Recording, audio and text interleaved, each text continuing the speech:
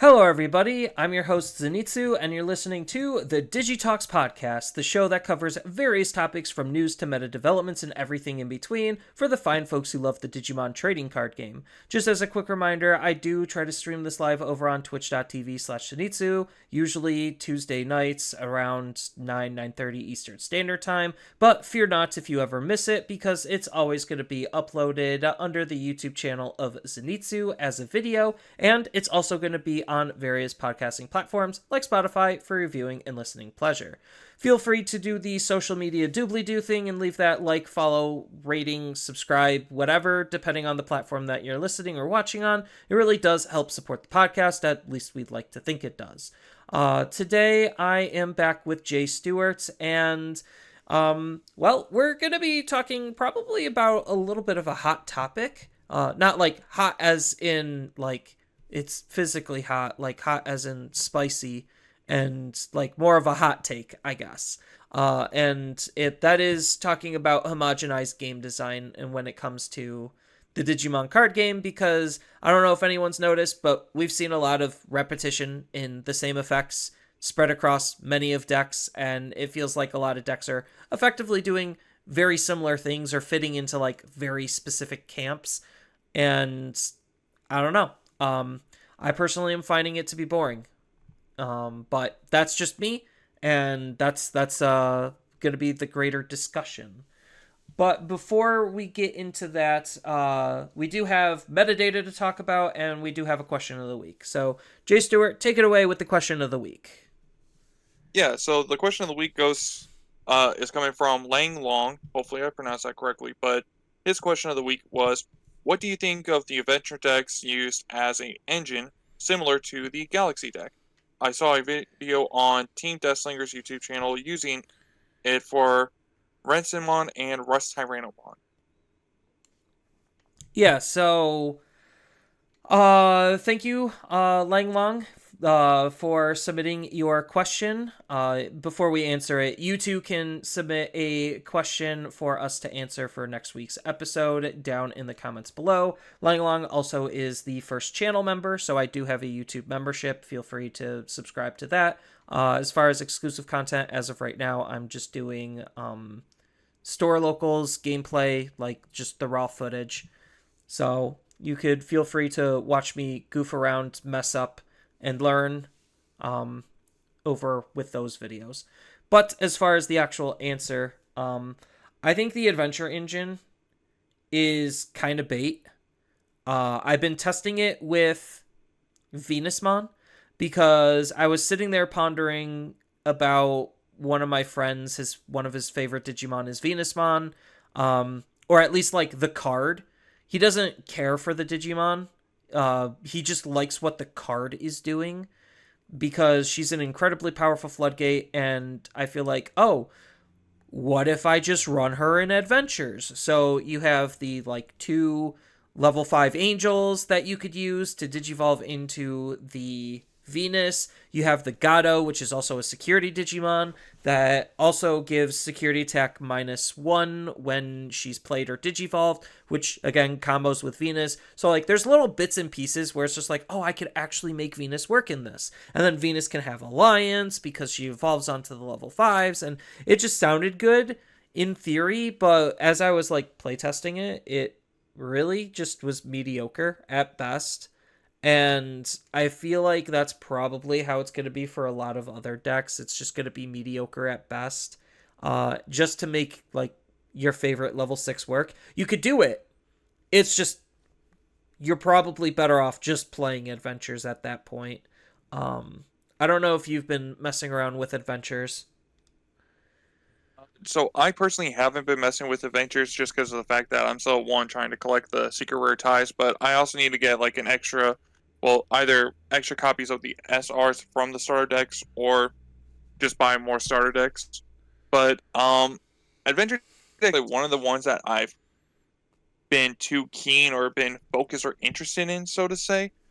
But the idea that Lang Long kind of mentioned about the adventure deck kind of being a similar engine for the Galaxy deck. I mean, I'm looking at the two decks right now, and I think that one of the big problems in regards to them trying to be something similar to the Galaxy engine is the colors are kind of very varsely spread out. Like, take for example the Galaxy deck. It's only really using two colors, red and blue, and it kind of makes it easier to pick your top end and everything.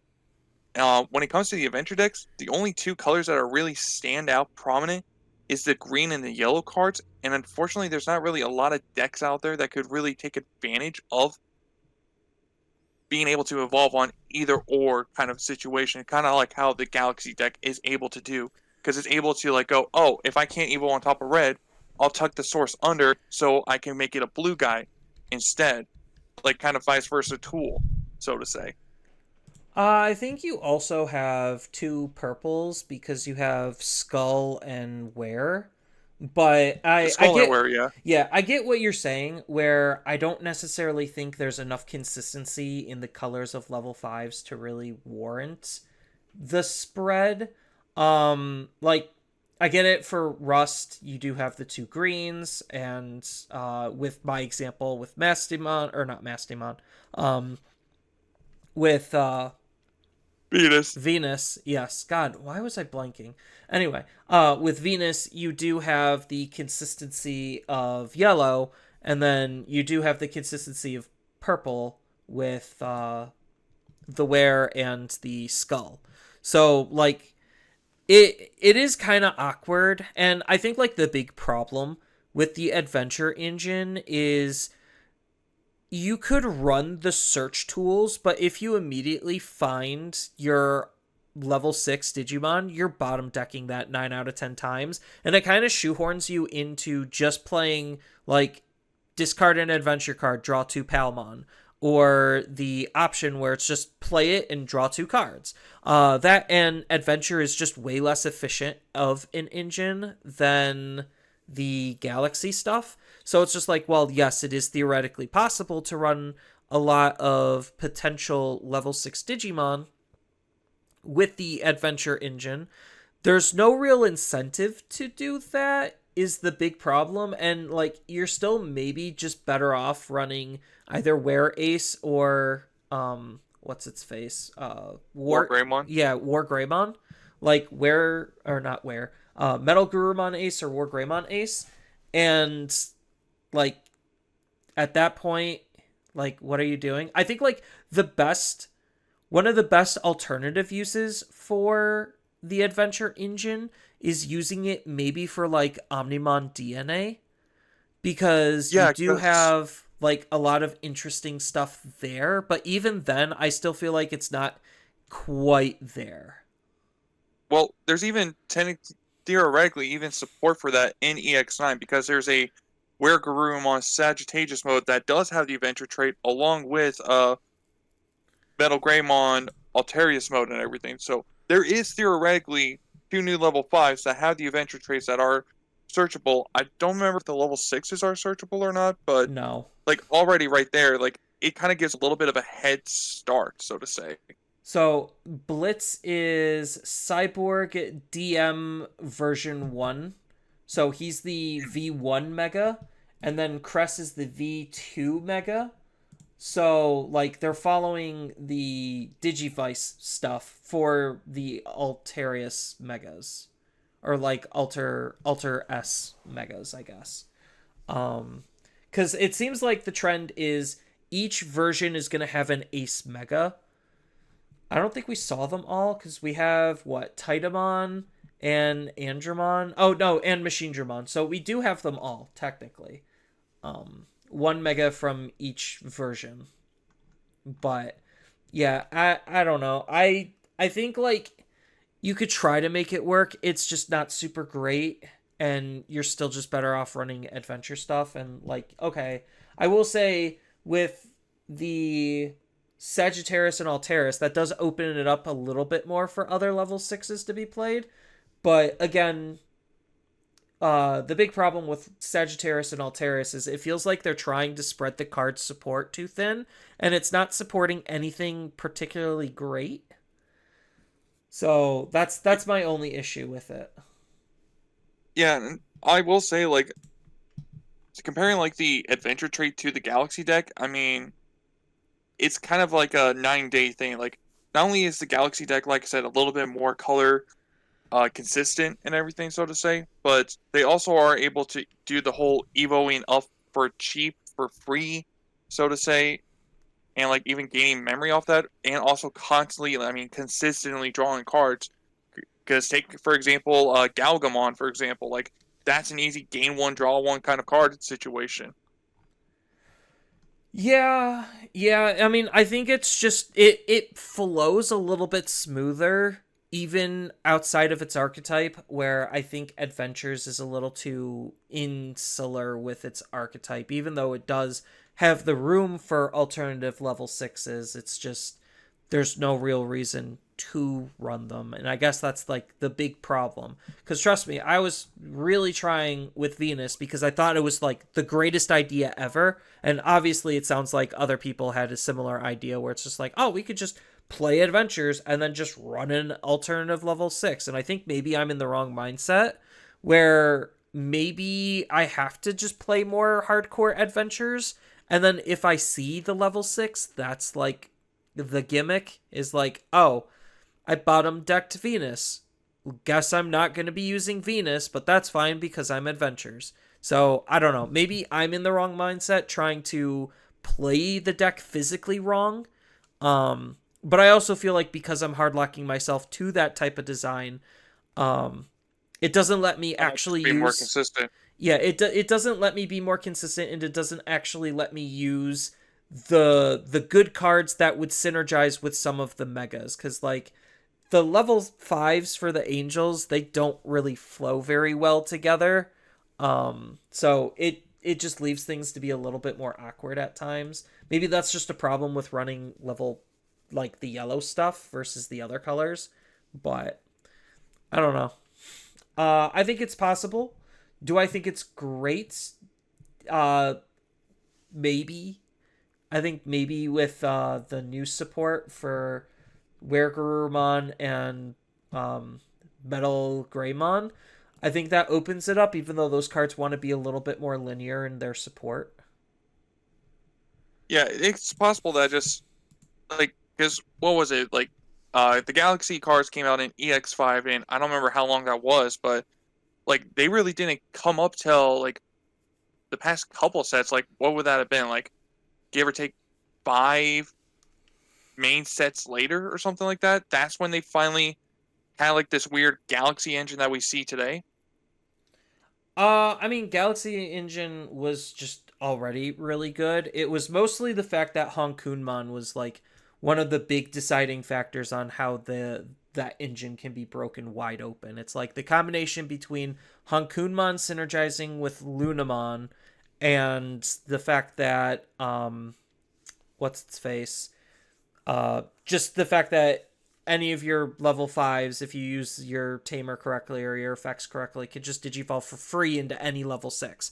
I think like that's what really solidifies the Galaxy engine to be as good for a generic base as possible. Where adventures, you look at the Angelomon and it's just like, no, she only digivolves adventures into adventures. So it kind of like hard locks you on being able to utilize your cards more effectively. And again, maybe that's just my own personal approach. Maybe I'm actually objectively thinking about this the wrong way, and I should lean harder into adventures and like if Venusmon happens, she happens type of situation. So maybe that's just a mindset I need to get rid of. But I will say the Werger Sagittarius mode, that inheritable is so good. Just Yeah, on just the Digivolve I already value so much because of how incredibly powerful the game state can get. yeah, So it's definitely something I got my eye looking out for when it comes to EX9. yeah, I think like the aces, the crest and the blitz, they kind of suck. Um, but we still have the alter S to look at. So maybe that'll be a good card. I mean, people are already buying out Omnimon based cards, which is unfortunate because I missed getting Omnimon again, the secret rare X antibody for like a I don't even want to say a reasonable price, a price I would be slightly okay with, because that card, the buyouts in Digimon are absolutely crazy, and it just goes to show how small the market actually is. If like the market's this easily manipulable. Yeah, one of the problems about catching up to everybody else and being on the same set is we don't know what the actual support is going to look like. So everyone's going to just buy everything, hoping that an early investment is going to be worth it in the long run. That yeah, now that you mention it, that's probably like I think our market definitely is going to be more aggressive because we don't have Japanese data to see if something is good or if something's actually coming that's worthwhile. So, I think that's a good call out, but as far as Adventures being an engine, I think it's okay. I don't think it's great. I think it's possible. Um, I think like obviously right now without EX9, probably green. Like playing a Digimon that could Digivolve off of green is the strongest one you could do. Like the strongest Yeah, mega setup. yeah. And honestly, one of them would be Medieval Galamon, but that's kind of a pricey card. So Right. But yeah, hope that answers your question. I think it's fine. I don't see anything overtly wrong with it, but I don't think it's overtly powerful because right now Adventures in the meta unfortunately has literally done borderline nothing, and it's had a lot of hype around it, like a lot of hype. I'll probably eventually do like my own video on Adventures, like the ugly truth of Adventures, and kind of just talking about like I think it's good, but I also think it's bad. Like it's weird. yeah, So no, it makes sense because I mean, looking at the recent results, I think there was like a tournament where it finally topped or did something. I guess that's a good segue and transition point into, um, the actual event and metadata. I didn't bother looking for store tournament stuff just because I was busy. I apologize. But we do have tech, Latin America, and Italy data to look over. Because I think we talked about Carta. Yeah, Yeah, we talked about cars. So we have TAC, Latin American, and Italy. All of them offline, big regionals. And I think these definitely show and highlight where the meta is solidifying. And spoiler, it's around 3 decks, which really shouldn't be a shocker. McGeedremon's play rate is way higher than I would have expected because I think the deck is just okay. Like against the wrong deck, McGeedramon just automatically loses the game. So that's kind of funny on how popular he is when he's not that great. Then you have Sakuyamon and you have Royal Knights. Those are spoiler the three most played decks. I think like you got good representation on a lot of older decks like Purple Hybrid is still good, Gallantmon's still good, Imperial's still good. Uh any do we have any unique decks? So we have uh, top 8 for TAC. Let me pull that up real quick. I would also say kind of like rogue-ish, like decks you could see here and there has also been like Hunters and Galactic also as of late too. Yeah, so I'm doing a big Digimon like what's wrong with Digimon video, and Galactic would fall into like this anti-meta category that I state is like where Digimon decks need to be if you're not actually good enough to be meta. So like I will say like Hunters is probably not good enough to actually be meta. Like we like to pretend it is, but I don't actually think it is. I could be wrong. It just doesn't feel like it really is, and it feels like it was just overhyped. But Galacti 100% is anti-meta. There's so many decks that are rely on tamers, and Galacti is just the best at removing tamers. So, all right, I have the tech data pulled up. This is Oceania, so Australia. Uh, We have top 8, so 2 purple hybrids, 1 Galacti, 1 Hunters, 1 Gallant, 1 Megidra, 1 Sakuya, 1 red purple Imperial. Literally nothing new to talk about there. We already knew what all of these decks are and what they're doing, so we could just note that Galacti took first. Second was purple hybrids, then Hunters, then Gallant, then purple hybrids, Megidramon, Sakuya, and red purple Imperial. So we have OTK deck, Floodgate, aggro. Uh, I think Gallantmon would fall under just don't touch me. He's not like an OTK deck, but he's not an aggro deck. He's just a don't touch me deck. He's like fitting the same type of role that Magnamon X is, where it's just like you just try to go up into him and then hope the opponent doesn't have an out. Then Hunters is aggro, Purple Hybrids is aggro, and Galacti is anti-meta / control. So yeah, a lot of aggro, a lot of OTK, a lot of floodgates, and don't touch me's. So that's TAC. Latin America. This is more specifically Chile. We have top 16. So we have 4 Megidras, 3 Sakuyas, 2 Royal Knights, 2 Heroes. These are hero decks, so don't be fooled by the Gaiamon, which, funny enough, Gaia is not even a hero. Then we have a blue-green Imperial, a Dexter Ugora, a Dominimon, Gallantmon, and purple hybrid. So as far as what won the event, it was Royal Knights, followed by Imperial. Shocker. Then Megidramon, Sakuya, Heroes, Royal Knights, Dex, Domini, and then the rest is just whatevers.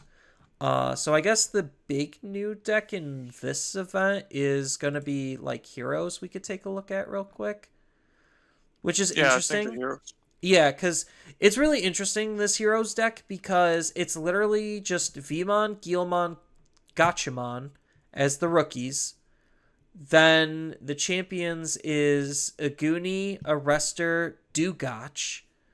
And then when it comes to the level 5s, it's Superior, Globe, and then Gaia at the very top end, which is weird. Really, yeah, it's very weird because Gaiamon, he's good. They want to be more, yeah, they want to be more of their own Link deck and everything to really abuse his. Because he has an ability to increase his Link amount too, if I remember correctly, right? Yeah, so I guess the idea is you're using Dugach to push more aggression, and then you're using Globe for removal. And then you have Gachimon for like control. So you have 2 cards that are doing control, 1 that's allowing you to aggro. But like it's just a very weird deck. Yeah. Like the Hunters and the Hybrids make sense to me because obviously the Saviors is like, oh, my guy's deleted, I'm going to save and everything, tuck them under the Tamer, and then I can Evo on top of the Tamer into a Hybrid to continue from there and just get a lot of bonus effects from inheritable Digimon.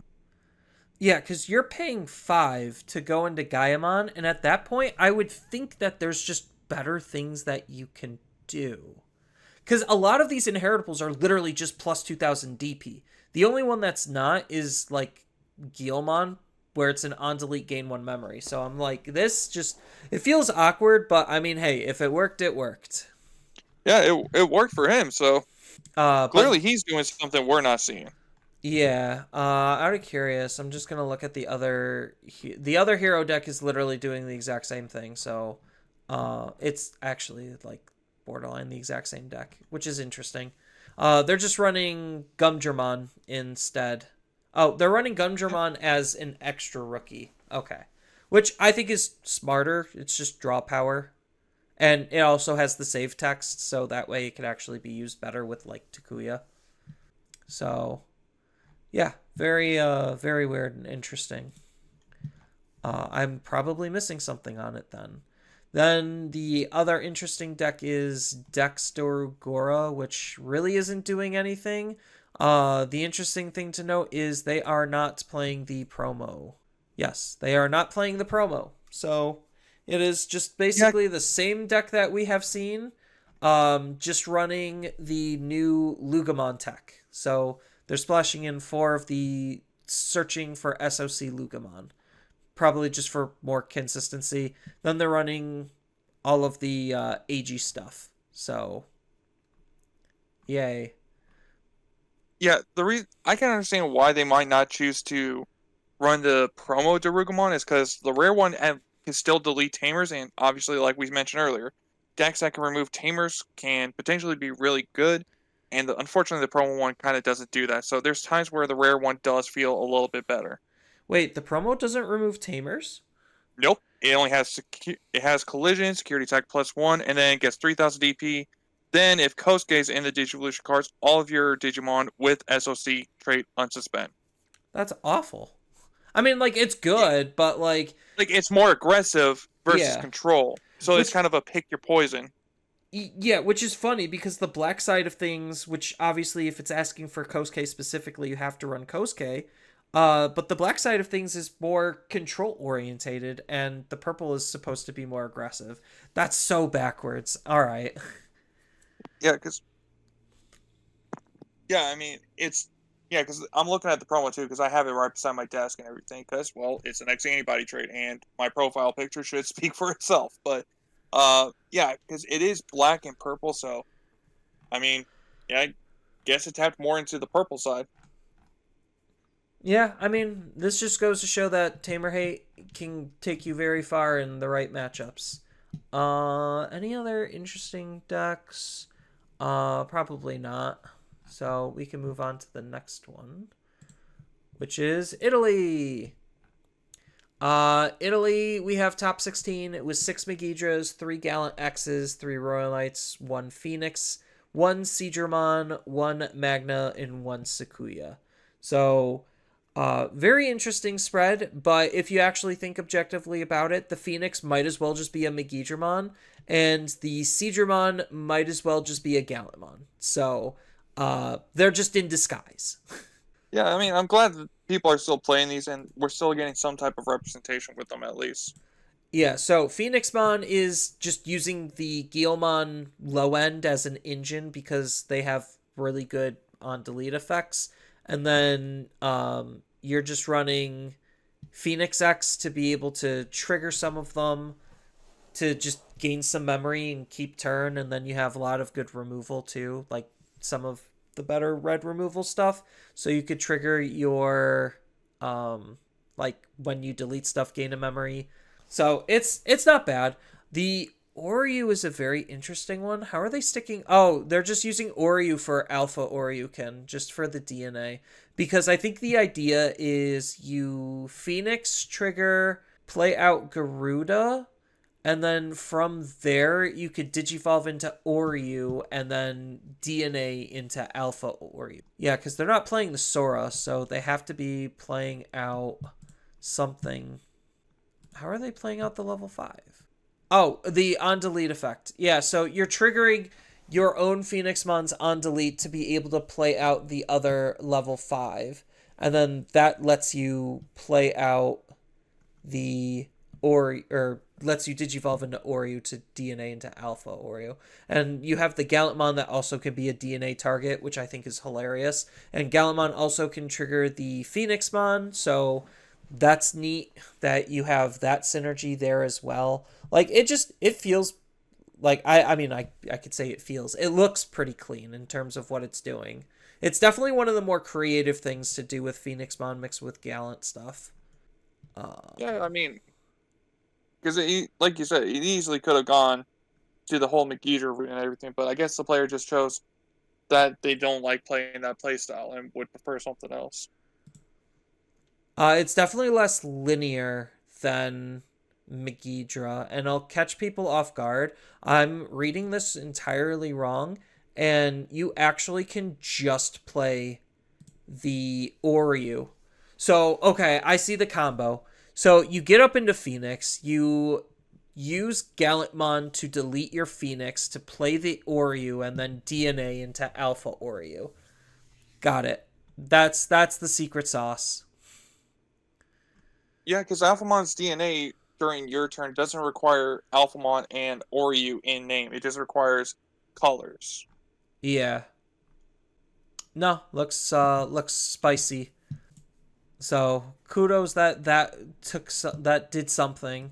And then Seedramon, we have Seedramon Engine, we have Gallantmon, Hexablaumon, um, Omnimon. Like it's basically just blue good stuff that just so happens to also be running Metal Seedramon Ace and Giga Seedramon. Giga Seedramon, the way he plays is like an OTK deck, so it makes sense that this is just trying to be a hyper aggressive blue deck with a little bit of control options. So can't really say anything bad about this. It just is what it is. It's essentially Yeah, just another OTK deck. yeah, it Uh, probably easily turn like their probably first goal is to honestly probably just set up the hexablow and everything to lock the opponent out, so that way next turn they could just really combo off from there.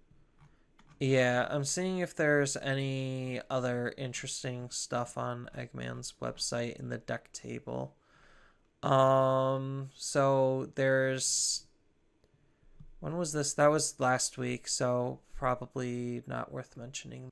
Yeah, because there was a Emperor Greymon that did well, the promo Emperor Greymon. We had an Examon do well in a store regional. I'm not holding a whole lot of like faith in store regionals. We had Mastimons and Shines. Like it's interesting, but the best like the top three decks based on play rate and win rate is like Sakuya X, Megidramon, Royal Knights. Like that's the very core of the meta. If anyone actually is curious on what the meta is doing and where it's going, which is funny on why I'm not seeing more Imperials like blue green Imperial because Imperial has a good matchup into literally all three of those, literally all three. It's I would hilarious. even say Leviathan too. Leviamon a little less so because Royal Knights can protect their stuff. So like if Yeah, you true. can't delete their stuff, then that makes it very difficult. And then half the time they want their stuff to be deleted to trigger the Omekamons. So yeah, Leviamon does a little bit worse into Royal Knights, and then all Royal Knights has to do is like hard play a level 6 or 7 out the Leviamon, and then boom, game's kind of over. Yeah, Uh, that makes sense. Because I mean, I was thinking of the Psychmon Floodgate, but I'm pretty sure Royal Knights does have an out for the Floodgates this at this point now. yeah. But yeah, I'm shocked that more Imperial isn't doing well because against Megidramon, all they have to do is go into a Hexablow and then Megidramon just can't play the game anymore. Like it's actually comedically sad that that's how that matchup goes. And then into Sakuyamon, Even a into Sakuyamon with Imperial, you have to go up into a um dragon mode, and then when they try to evolve by effect, that's when you ace and out them. yeah, that makes sense. I mean, granted, they finish all of their effects first, so maybe it's a little bit less reasonable than I'm thinking, but um, it's still a potential. And if you have what's its face, um, the option, then that makes it a little bit harder for Sakuya to do its thing. So yeah, Oh, Progenitor or something like that, yeah, Return of or the Primogenitor. Progenitor. That's it. So, that's gonna be it for the meta portion. So, um, looking at all these decks, I can say that a lot of these decks are doing and feeling very similar. Like, we've seen a lot of cards come out, and a lot of cards continue to come out, and for the most part, a lot of them just want to be the exact same thing. So that's partially what led me to think, like, oh, the game is just actually trying to homogenize not only its gameplay style, because, like, a lot of decks essentially just boil down to one of three strategies, but it also feels like card design a lot of them just lack identity and uniqueness, and it kind of just makes the game feel boring. It's just like, oh, if I'm a stack based deck, I need a searcher rookie. I also need a rookie that reduces the cost Evo. So that way Evo is a little bit cheaper. And then the last rookie slot is either what? Going to be a floodgate or something like something more mechanically unique to what the deck is trying to do.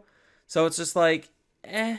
And even then, a lot of the decks don't even run the full 12 rookies anymore. Most of them cut it down to like 11 to 8 because why waste my time rookies or why waste my time with rookies when I have all my searching options to just basically act as those slots. And then I bank those and I get more benefit later. So there's even less reason to play all like potential 12 of your rookies. Well, I would even say it's also too. It's like when the game first came out, we were running like give or take, I think 15 rookies in our decks minimum and Yeah, it was everything. it was Give or like take, four it was just because there around was like 14. yeah, and then we had the mem boost that came out, and then it was like okay, now I feel a little more comfortable doing like 12, and then we had Mulligan, so Mulligan just became its own other thing too that kind of increased the chances of seeing a rookie at your starting turn and everything. Yeah, which is funny. Cuz like I was looking back at some of the data and you could see that even when we only had memory boosts, we weren't even playing those at a full 4 of. Most of the time we were running an average of 2 just to offset the 2 rookies that we took out to run 12 rookies. So like I found that to be kind of hilarious that even back then we weren't running memory boosts at the full 4 of. Yeah, I think that's mostly because there's times you want to see the option cards that you would have been running, if not even your tamers. So when the delay cards came out that said, "Oh, you just grab whatever color that matches this," I think that's where the shift came to where it's a lot more comfortable to run the training cards versus the mem boosts.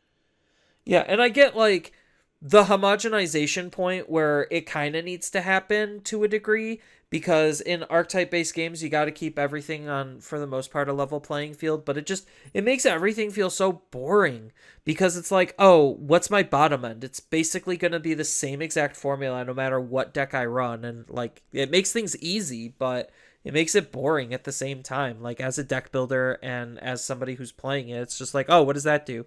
It's a searcher. Well, okay. What does this Yeah, level 'cause I 4 mean, do? It plays a tamer. Oh, well, okay. It's like, yeah. go ahead. Oh, I was gonna say, like, just to add on to that, like, take for example, like, we're getting BT22 card reveals, and look at the Eaters deck and everything. It's on play, draw one, and then you could play up to 50 copies of that card. And then when any of your other Digimon with the Eater trait would be played, you could reduce the play cost by one. That sounds like the D Reaper's Searcher almost verbatim right there.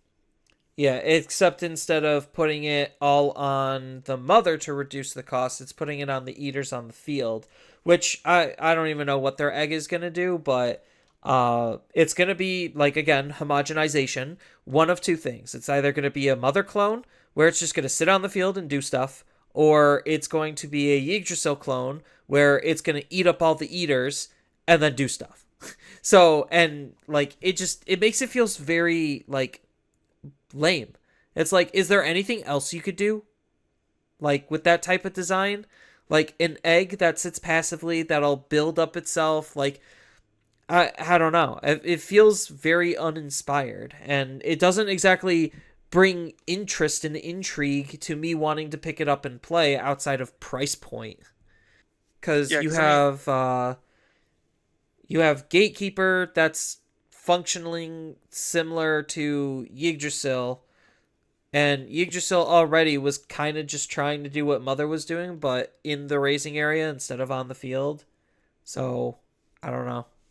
yeah, because I mean, if based on what I know from Cyber Sleuth and everything, like I know there's a Eater Yeager sale version. Like this shouldn't be a spoiler to anybody. The game's been out for like 20, like over 10 years now, and everything. So this shouldn't be a surprise to anybody. But I mean, if I'm going to guess, I'm thinking it's gonna have to somewhat be somewhat related to like a similar effect, kind of like King Drasil we see already for the Royal Knights, but just a Eater version, so to say. And I know like the King Drasil Eater version is like the final boss of the game, so I don't know if at a certain point you push him up to either when he's got enough sources maybe or something like that. I don't know if that's going to be the case, but that's what I'm guessing. Yeah, I mean, we could use a lot of like lore to infer what cards are doing, but like even if you look at like BT22 spoilers, it's just like, oh, we got the Kurisarimon that plays errata. Wow, how original. I mean, was it something that the deck didn't have before? It had ways to play erratas, but now it gets another one. And it's just like, okay, what is the rookie gonna do? Well, we already had two searcher rookies. So, like, reasonably from pattern recognition, what's the next most logical option as far as the most painfully unoriginal rookie that they can make? Oh, if I Probably have another a searcher. tamer, if I have a tamer on the field, or if I'm digivolving into an unidentified, just reduce the digivolution cost by one. So like I just hate that type of effect. Not like that type of effect specific. I mean I do, but um I know what you're getting at. yeah, it's like it feels so boring. It's just like why am I wasting my time guessing what cards are going to be when I could just take the most painfully unoriginal thing and then slap text to it and I'm most likely right. At least like when it comes to the lower ends. I think like the higher ends are getting a little bit spicier, but like even then it doesn't feel like they're that original. Oh, what is Kreskurumon Ace doing? It allows you to end of turn DNA. Oh, so you mean kind of like the other level sixes that let you end of turn DNA, like Excel, right? Yeah, yeah, like exactly like Excel. Except they're aces, so they're just naturally cheaper. Instead of me needing to have the other mega in order to make myself cheaper. Like it just solely uninspired. I'm like painfully bored reading some of these spoilers because it's just like, where's the fun? Like, where's the unique, spicy stuff that actually makes the game interesting? And like, even if you look at a lot of like the past strategies that we had, it's like, oh, what does Mikijimon do? He hits the opponent's Digimon, or he hits the opponent's security. Uh huh. He blows stuff up. Uh huh. And then he replays cards. Oh, so you mean like Purple Hybrid, except without the tamers? Yeah, exactly like Purple Hybrid, except without the tamers. Do you Digivolve mid attack? Yes. Oh, so like Purple Hybrids, just without the Like tamers. Duskmon. Yeah. It's just like, oh, he blows up the entire field. Well, Vulgarmon's a level 4 that blows up almost the entire field. He blows up the most important thing, and then you could play him to where he blows up everything. So, like, yeah, it's essentially almost the exact same thing, just minus the hybrids and increase the damage because you're digivolving and triggering way more on deletes. So, like, we were just talking about Giga Seedramon. He's an OTK deck, just like what Garurumon was doing. Is he going to multi attack with Security Attack Plus? You bet he is. What's his unique gimmick that separates him? He could play out He Digimon by plays out. effects. Okay, and what does that lead to? You eating your Digimon by effects? So the split out is basically just a free on play, but it's essentially just Garurumon. Yeah. Yeah, because I think there was a Guru one back in BT1 or something that did something like that, didn't it? No, so you had like the OG Garurumon was like on attack, yeah, even like on attack split out a body, use the bodies on play to unsuspend, but you didn't have a good way to eat it out, like to eat it up to be able to do like even more shenanigans. But at that point you didn't care. So, yeah, even like if you look all the way back, it's just like, oh, we have painfully generic OTK deck, painfully generic combo deck, painfully generic control deck. Like I I guess painfully generic aggro deck. It's like all of these decks are doing almost the exact same thing with like no real spice to them. And I think like that's getting to be a problem because that's making Digimon kind of boring. Like it's cool because you get to pick your flavor, but if all of the flavor is essentially just offshoots of vanilla, Like, is that really a good flavor? It's just like, oh, this is vanilla cream, and this is um, vanilla with a dash of pistachio or something. I don't know. Yeah, it's kind of like the like with the Giga Seedramon deck, like comparing it to like the BT1 Garurumon, it does what it did, but better. It's kind of the thing. And then you look at like Kingdra Seal and everything with not Kingdra Seal, but like Kingdra Seal compared to the Seven Gates and everything. Seven Gates did what Kingdra Seal did, but better. Yeah, and So now it's like, King Drasil got support cards that makes it doing the same thing as Demon Lords, but better. So like they're literally flip flopping based on who got support. And I think like it's just I don't know, it's just leading like I don't want to sound too negative about it, but like it just leads to the game being very uninteresting because oh, what is the most effective aggro deck currently? Well, obviously if there's a lot of tamer hate and Megidramon is doing the exact same thing as Volcarmon,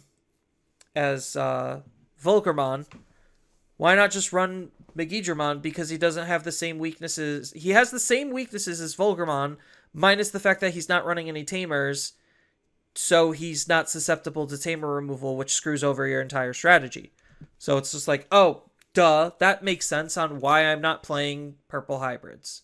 Is purple hybrid still good? Yes, obviously. But Megidramon doing the exact same thing but better for where the meta currently is like, yeah, anyone who was playing that deck is now playing Megidramon. And that's just the nature of card games, I guess, is just transition from the same exact strategy that you were playing to something that was doing the same exact strategy that was better than what you were just doing.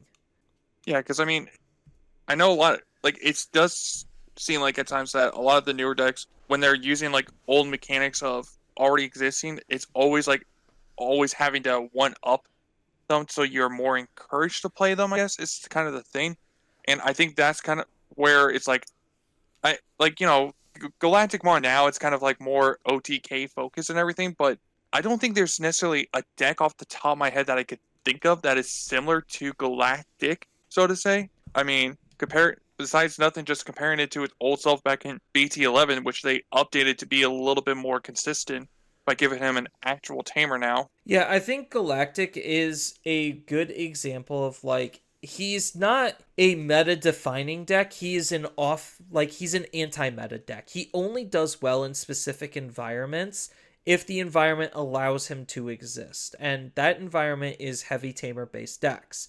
So he's going to have a good time eating up all the tamers because he's one of the most, if not the most efficient deck at deleting tamers. And he's like the only deck that's actually able to do that. You could say that Leviamon can eat tamers up, but it's a little bit harder. He does that on level 7. He does it on level 6. And it's the X level 6, which needs specific setup in order to work. So it's not very efficient at doing that. You look at Dex, it's also on the level 6.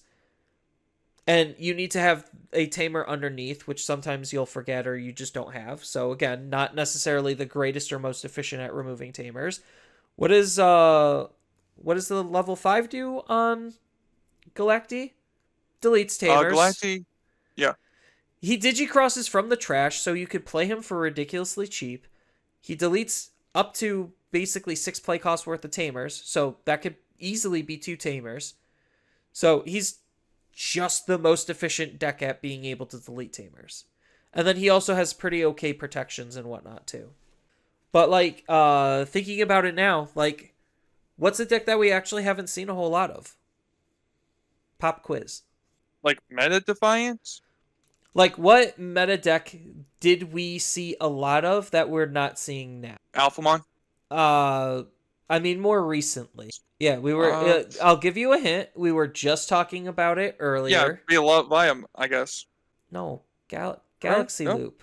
Oh, Galaxy Loop. Yeah, the one that won Worlds. Jesus Christ. Yeah, so we were just talking about how Galaxy Loop was a really good generic engine.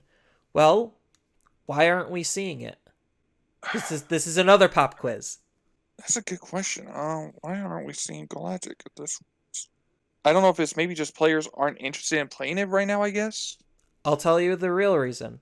It's because it's doing the exact same thing as Sakuyamon, and it's doing the exact same thing as Imperial, where the idea is fast evolve into a level 6/7 and floodgate the opponent out of the game. So what Imperial is doing is using literally the same top end, almost literally the same top end.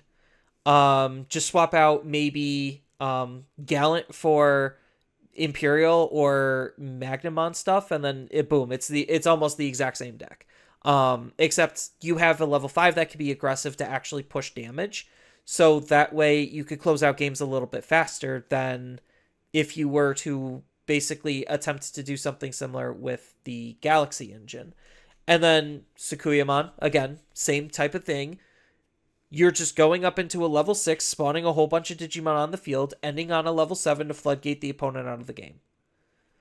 So why would I run Galaxy Engine when those two decks are just doing the same thing but better?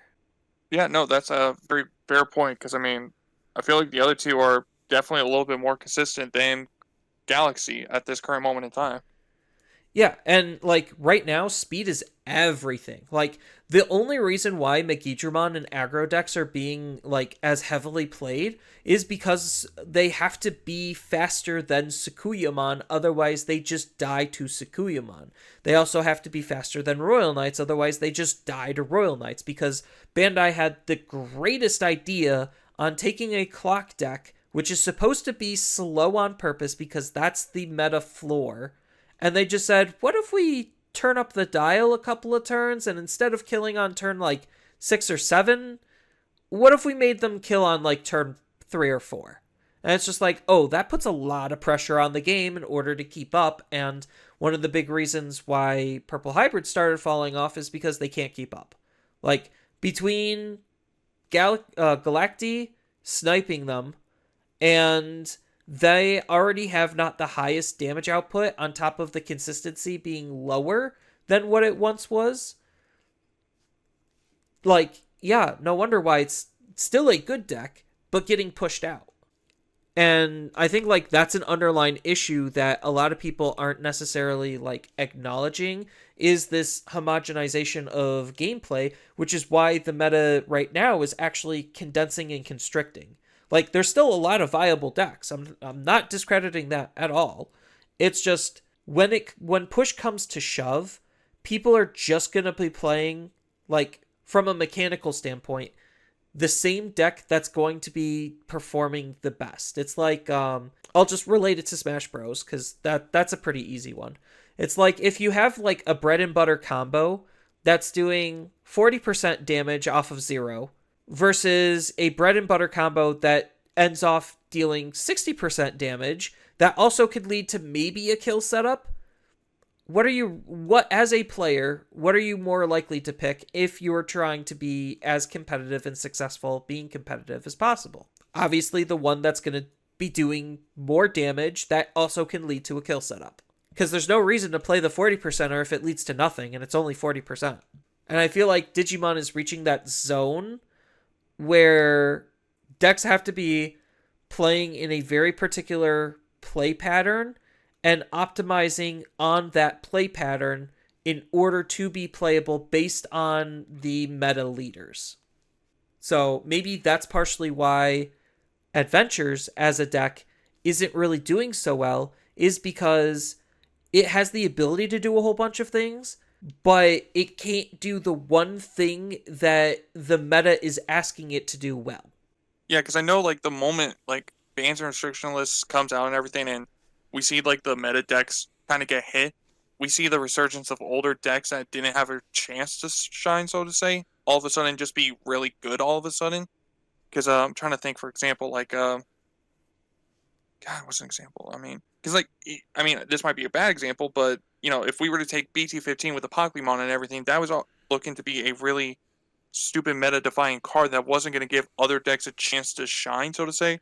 And the 2 weeks it technically was legal, we did kind of see Apocalypse did kind of overrun the meta, so to say. But the moment Apocalypse was hit, every other deck was able to just come back full swing and go, oh, I'm good now because the one problem deck I couldn't keep up with is finally gone. Right. And like it's just very interesting to see, like as much as people hate Apocalypse, I think he was trying to be like a very unique deck that we. I mean, I can't say we haven't seen before because we've seen plenty of like self-milled decks that lead into this like ridiculous combo or a card that's hard to interact or deal with. Um, so it's not like it was like hyper unique in that aspect. It was just doing it in a way we haven't exactly seen before. But now we don't. I mean, I guess technically Royal Knights is fulfilling that same role where it's just like I'm just gonna churn through my deck, set myself up, and then play this big body that you're not reasonably going to be able to do anything about. And then once my setup is complete, I kind of just automatically win the game. And like it it feels weird knowing that a lot of decks have very similar play patterns. It just feels weird. Like it's almost like the Japanese like launch of Union Arena where their number one complaint was everything felt the same. Like it didn't matter which IP I picked, it all felt the same. It was doing almost the exact same thing. Yeah, because I And mean, if that I was hurt. like, Yeah, and that hurt Union Arena's launch in Japan, from my understanding. yeah, because like to me, in my personal opinion, I mean, if I was like to compare the three decks, like you said, the Sakuya, Mikidramon, and also the Royal Knights and everything, like the Sakuya, like being able to play out the tokens and everything, and that kind of giving me like Diaboromon vibe, so to say. When it comes to like the uh Mikidramon deck, I mean, obviously we kind of already said that was like purple hybrid. There was another deck I was thinking of that was like I would think purple like related. Megidramon, or not Megidramon, Diaboromon plays similarly to puppets, where it's just like I'm just spitting Yeah, out maybe puppets bodies more. and using tokens to do various different things and protect myself. So like Yeah, that it's like it's no stretch that when we get to more BT22 spoilers that like I would not be surprised if Diaboromon somewhere in his line has Alliance and has Overclock. More specifically Overclock than Alliance. I think Alliance just makes sense because the damage like Alliance almost is replacing Security Attack Plus from a mechanical perspective because it's just like, oh yeah, if you could spawn extra bodies, why are we wasting our time giving it Security Attack Plus when I guess technically the more balanced slash not balanced thing is Alliance? So, because we literally just saw that with Kaguya. yeah, that's the new puppet one, right? Yeah, because it's like, oh, what was Puppet missing? Uh, well, Aggression. they just got a free evolution into a level 6. They just got better protections, and they just got Alliance. So it's just like, oh yeah, that's all kind of nutty. Yeah, like when you really downright think about it, like there is like, because like even red hybrids and everything kind of plays similar to how like the Bergermon deck kind of plays out and everything. Oh, if something's deleted, then I get to play something now. Kind of similar to what red hybrids kind of does nowadays and everything. Like no matter how you look at it, there's like some deck you can kind of correlate their game mechanic to something, but at the same time, they always are trying to do like that tad little bit thing that tries to give them a little bit more independence. Like the Sakuyamon deck obviously is playing the option cards for free to really abuse their effects. I mean, another comparison, I guess, like a deck that plays out option cards like that would be the Justimon deck, but I mean, Justimon doesn't have that good of option cards like Sakuyamon does. Right, like it was very clear that they tried to be similar but different, and I guess like because the option quality was not nearly as high, it just made Justy significantly worse, and it's just like, oh, well, I guess we'll just try to play Justy like an OTK deck. And it's just like, cool. You mean like every other OTK deck? And it's just like, yeah. So it's just it's depressing that we have to build these decks in very specific ways in order for them to be competitively viable. And like I think that's not exactly super exciting for me. Like as a deck builder, it literally is not exciting for me because I can't play in like a way that the initial mechanic wanted me to do. So like I guess that's my frustration with links because Lynx is a deck where there's not really a whole lot like it because it is a whole new mechanic. So obviously there's not going to be a whole lot like it. I think like the closest thing is like maybe Hunters is kind of like it. Um Hunters are cross art, but at the same time, it's still somewhat different. right. And like because there's nothing in Atmon that is realistically being able to do anything for free outside of the option, um it makes the deck feel very clunky and awkward because it's just like, oh, where's my free value? Where can I cheat on the game's overall mechanics? Well, it doesn't. Oh, so you mean this is actually a fair deck that's doing something mechanically interesting? Yeah. Is it playable? No. Gosh darn it, Bandai.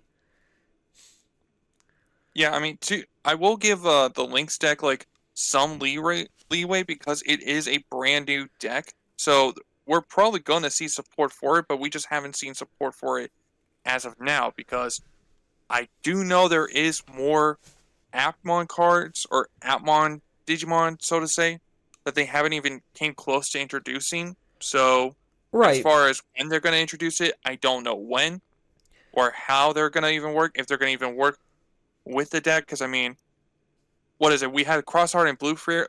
Blue Flare. At first, they weren't working simultaneously together, but then eventually Blue Flare did get some top end cards that did kind of work with the whole Crossheart I mean, kind of Blue Flare strategy. still would rather be its own thing, and Crossheart just Yeah, sometimes uses Blue Flare. But, like, so taking Lynx as an Atmon as an example, what is the most painfully generic thing that I can do to inject into Atmon to make it better? Well, I can make a card that basically allows me to link for free. Is that going to be game breaking? At this point, no. Like, honestly, linking basically means you could app fuse for 0, but like if it's on a tamer with a specific condition, um it's most likely going to happen. It's very most likely going to happen where it's just like, oh, when this happened, like I don't exactly know the wording, but like I feel like they very much would have a tamer that can let you link for free. It just feels like that's something that's going to be coming. Either that or like some other painfully generic effect where it's just like, if the opponent has a Digimon on their field, gain 1 memory. This tamer costs 3 to play, and then when you hard play, okay, so here it is. When you hard play a Atmon, you can link for free from your hand or trash. That's like, I'm not putting it out there as that's what's going to be happening, but like that's something that would be very painfully generic that a lot of other decks are doing that I could see them taking into account. yeah. I mean, it wouldn't surprise me if the Link deck has some effects that even kind of like I wouldn't say reference, but feel like they have a similar vibe to the Crossheart or even the Saviors kind of deck and everything as well.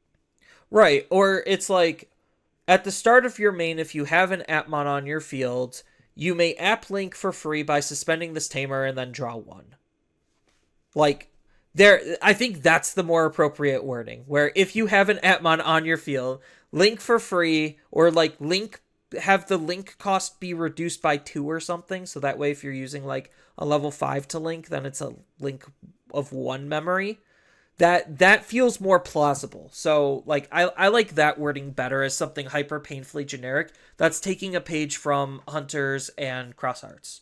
Yeah, because I mean, it's only going to be a certain amount of time before we see like the Link deck have their uh what's that Clock Guys effect, or even like the Crosshearts 3 tamer card Oh and everything. yeah. Like the three So different. they can have like I don't remember the character, but uh just for shits and giggles, I'll just say an Agumon Tamer card. Because Agumon did appear in Atmons, and you could say if this Digimon has at least one Digimon linked to it, give security attack +1. Like, boom. How original. Either that or like when your Digimon that is linked attacks, you can suspend this tamer to delete a Digimon that's 3K or lower. Like there's so many painfully generic effects that are decent enough that they could very easily use. And I think like that's part of the problem where it's just like I don't actually have to think that hard to try to create something interesting when I just rehash something that's already been done and fit it into the archetype. And like even from a creative standpoint, now I'm basically making the game creatively bankrupt. And I think like maybe that's why they're trying to push new keywords on everything every set even though they're only used like maybe once or twice is because like they have to prove that they can make something unique or interesting.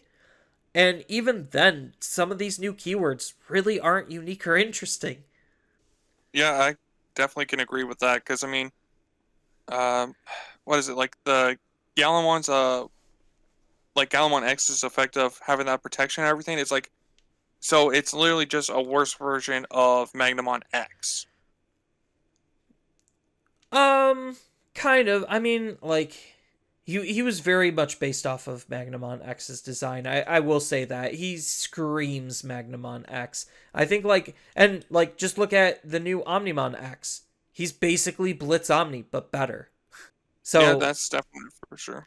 yeah, so it's just like we even from the newer cards perspectives, we're still getting the same types of effects just worded differently. And it's just wild. And like it took me like how long? 20 sets to realize this? God, that took way too long. I think I like subtly realized it way sooner. But I think like in BT14 land, we were still like, oh, start of main, gain a memory for you being a Digimon on the field, or like start of main. Like they did a lot of changes, and then they homogenized the changes almost immediately. I think like some of the rookies are still kind of unique, but I would say like those are the mechanically unique rookies for the decks that they're in. Because you look at Three Gray Angels. Oh, here's Cupimon. What does Cupimon do? He searches. Oh, well, okay. Like I mean, I get it. Every deck needs a searcher at this point. But it doesn't make it any less exciting. It's just like, oh, this is the rookie searcher. Yeah, it kind of like because I know a lot of the searchers earlier on kind of had their own flavor. What's the word I'm looking for here? Uniqueness and everything. Like if I was to like compare like BT5 Agumon with BT5 Gabumon and even like the Dorumon from BT 7 and everything, like they at least had their own unique kind of inheritables and everything. If I remember correctly, the BT5 Agumon was like DP inheritable bonus. Gabumon from BT5, I feel like that was like a draw one card, No, and I know for a it fact. was all turns increased by one. I mean, the BT5 ones didn't Okay. have any inheritables. Like we didn't start seeing searchers Oh with yeah, that's right. inheritables until later. Yeah, that's right. I thought I don't know why, but like when the searchers started coming out with inheritables and everything, that did somewhat start giving them the uniqueness, flavor, and everything. But eventually, like they just kind of all started matching the same inheritables, so now it's like feels a little less unique, so to say. Right. And now we're seeing as of like BT22, here's a level 4 that's doing almost the exact same thing as the level 3 and I'm just like that is boring. Like I'm sorry, the effects are good, but that's boring. It's just like I'm just doubling up on let's just take All Force. I'm just doubling up on All Force's protection capabilities or searching capabilities or playing tamer capabilities. Like it just it's not interesting. It really is not interesting to me. And like Digimon has proved that they can do interesting design and card concepts. It's just right now it feels like because of where the current state of the meta is, everything has to conform to this hyper efficient formula. And if you stray too far from that formula, then you just lose people. Because now your deck isn't good. Like, look at all of the family decks. They were unique in concept, and none of them are good. Part of the reason? Because they couldn't conform to the modern like constraints that the meta has put the game in design wise. And I feel like The sooner the designers understand that, maybe the better designs will get, because now they know the pitfall that they're in. And maybe that'll also push them to ban and restrict cards, because we really need another update. Yeah, and I hope they also kind of at the same time try to future proof. Like I don't know if future proof's the right word I'm looking for here. Well, part of the Um, re- homogenization is future proofing to a degree, as long as what they're homogenizing isn't egregiously stupid. well, I think the word I was trying to find was like also consider like because what was it like when we were when we were talking about like the last ban and restriction list, we talked about how like the ban list didn't feel like it did anything because there's still going to be other problematic cards that were going to take the spots of said problematic cards and everything that they just kind of removed. So it's like trying to think, for example, like the fact that they finally hit like a Mirage, yeah, Mirage Galmon. It's kind of like okay, but Sakuya ended up taking its place, like just being able to build up a really big body, but on top of that, just spit out even more bodies from just that one card Yeah, and and then everything. floodgate the opponent out of the game. Like it fulfilled exactly the same role and niche that Mirage was attempting to do. And the funny thing is, Mirage was originally an OTK deck that evolved into a more like mid-range floodgate based deck, where it's just like, oh, now I'm just playing really good level 6 floodgates, and then I just also so happen can burst mode kill you. So like I think that's pretty interesting in terms of how the deck was able to evolve past what its initial concept was. But I also feel like there was a lot of like stuff going into the power creep to be able to turn that deck either into a more efficient OTK deck, or give it the tools to have the floodgate capabilities, because part of what made Mirage so good was the speed in which we got up into it. Because it's just like, oh, here's the level 4 that digivolves for free, that then goes into the level 5 that digivolves for 1, that then goes into the level 6 that effectively digivolves for maybe 2. So it's just like, it was just a very hyper efficient evolution line, and stopping the opponent from drawing cards was incredibly strong. Because, like, if you look at the deck and go all the way back to, like, BT11, it was doing nothing. The reason why? Because it couldn't get up into Mirage fast enough. And it didn't also have, like, any game plan for when Mirage is on the field, because we were still playing removal options. So he would just get sniped, and then you felt bad. So that's partially why he wasn't doing anything back then. But now, because we could basically bank all of our memory, go up into a level 6 in a single turn as early as turn 2, because we set up a option or two on our first turn, depending on if you're turn player or not. Like, it's ridiculous on how fast decks are moving now. And, like, decks need to keep up with that same level of speed, which is why, again, homogenization of options, almost every deck is running like memory boosts and trainings if they can afford to run them, because well, they're borderline forced to run them. Correction, because if they don't, then you're behind. Like, the homogenization, I feel like, has caused a lot of damage, because I feel like maybe Bandai didn't acknowledge this homogenization to maybe try to curve it a little bit better, so it didn't feel exactly the samey. I mean, and it could just be me. It honestly could 100% just be me and like my observations on the game. I was gonna say, I also just think it's like it's not that I'm saying Bandai's running out of ideas or anything, but it doesn't help that when they make a deck and it just so happens to have a similar vibe to what already exists, and they're like, oh well, we'll just use what currently exists out there. Like take Crossheart for example. You had the Bargramon army, you had the Dark Knights, the Blue Flare, and Crosshearts themselves. They all use the same mechanic of Jesus, I'm drawing a blank now all of a sudden of Digicross. of Digicross and everything. It's nothing against it. It's just they so happen to use the same thing.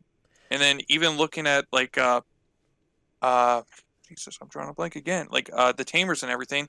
Like, one of the big things that uh was kind of the theme in that deck was that or not that deck, that anime was the tamers could use these cards to help power boost their guys and everything, their Digimon. So that's the quote unquote option cards being used right there. Like, I think they're really good at injecting the flavor of Digimon into the game. I think they're just really bad at one balance, to an extent. Technically, from a mathematical standpoint, the meta is fairly balanced. There is a lot of decks that are, in quotation marks, tactically playable, even though we realistically have three like hardcore meta decks and then everything else. Um, but like it's still way better than most games. I'll definitely say that, and their balance. But I don't know. I think Digimon is going through a growing pain right now where I really don't know what they feel like the game wants to be, and it definitely feels that way. At least to me it does. So Yeah, I maybe mean, with more IP, like more like games and shows and stuff to work with, maybe we could move past what we've already done. Like they've already reinvented like Ragnar Lordmon 4 times, and I think like again going back to Bagra Army, the way it implemented Digicross was completely different than what Crosshearts was doing with its Digicross.